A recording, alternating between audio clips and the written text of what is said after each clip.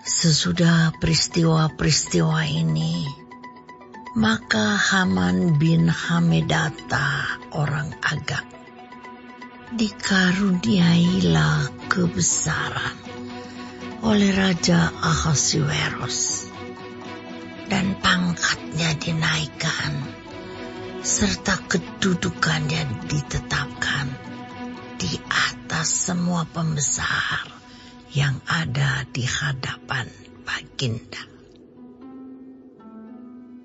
Dan semua pegawai raja yang di pintu gerbang istana raja berlutut dan sujud kepada Haman, sebab demikianlah diperintahkan raja tentang dia.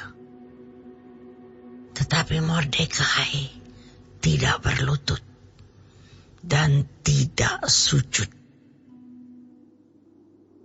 Maka para pegawai raja yang di pintu gerbang istana raja berkata kepada Mordekai, "Mengapa engkau melanggar perintah raja?" Setelah mereka menegur dia berhari-hari, dengan tidak didengarkannya juga, maka hal itu diberitahukan merekalah kepada Haman untuk melihat apakah sikap Mordekai itu dapat tetap, sebab ia telah menceritakan kepada mereka bahwa ia orang Yahudi. Ketika Haman melihat bahwa Mordekai tidak berlutut dan sujud kepadanya, maka sangat panaslah hati Haman. Tetapi ia menganggap dirinya terlalu hina untuk membunuh hanya Mordekai saja, karena orang telah memberitahukan kepadanya kebangsaan Mordekai itu. Jadi Haman mencari ikhtiar memunahkan semua orang Yahudi, yakni bangsa Mordekai itu, di seluruh kerajaan Ahasuerus. Dalam bulan pertama, yakni bulan Nisan, dalam tahun yang ke-12 zaman Raja Ahasuerus, orang membuang pur, yakni undi, di depan Haman, hari demi hari dan bulan demi bulan, sampai jatuh pada bulan yang ke-12, yakni bulan Adar.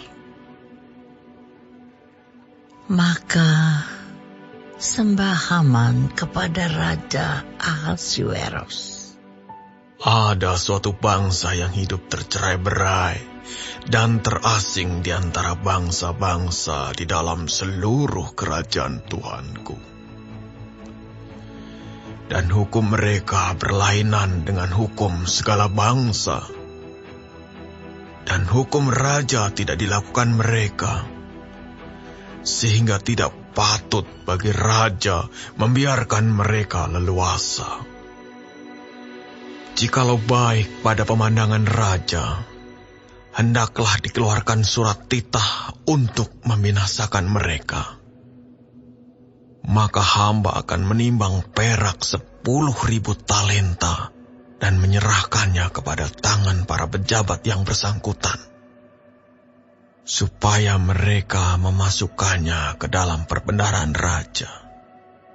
Maka raja mencabut cincin meterainya dari jarinya, lalu diserahkannya kepada Haman bin Hamedata, orang Agag, seteru orang Yahudi itu. Kemudian titah raja kepada Haman. Perak itu terserah kepadamu. Juga bangsa itu untuk kau perlakukan seperti yang kau pandang baik. Maka dalam bulan yang pertama, pada hari yang ke-13, dipanggillah para panitera raja.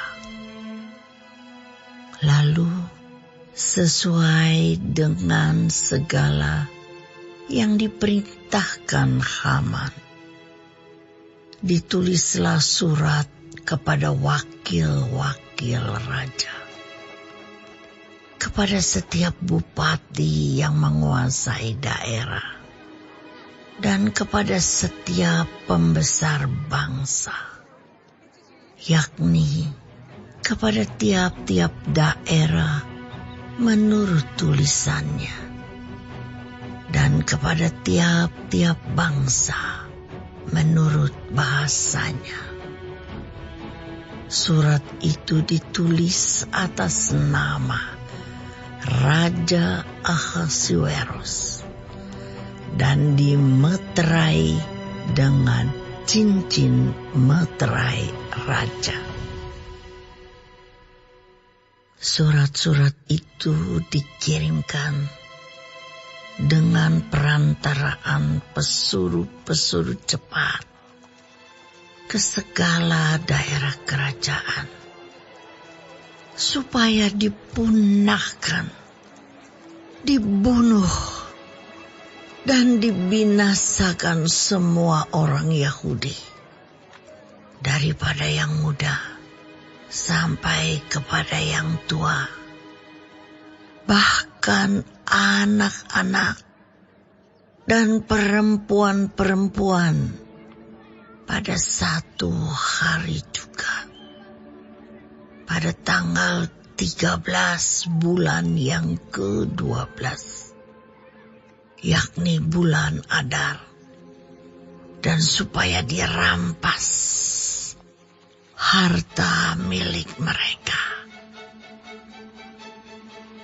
Salinan surat itu harus diundangkan di dalam tiap-tiap daerah, lalu diumumkan kepada segala bangsa, supaya mereka bersiap-siap untuk hari itu. Maka dengan tergesa-gesa berangkatlah pesuruh-pesuruh cepat itu atas titah raja, dan undang-undang itu dikeluarkan di dalam benteng Susan. Sementara itu, raja serta Haman duduk minum-minum, tetapi kota Susan menjadi gempar.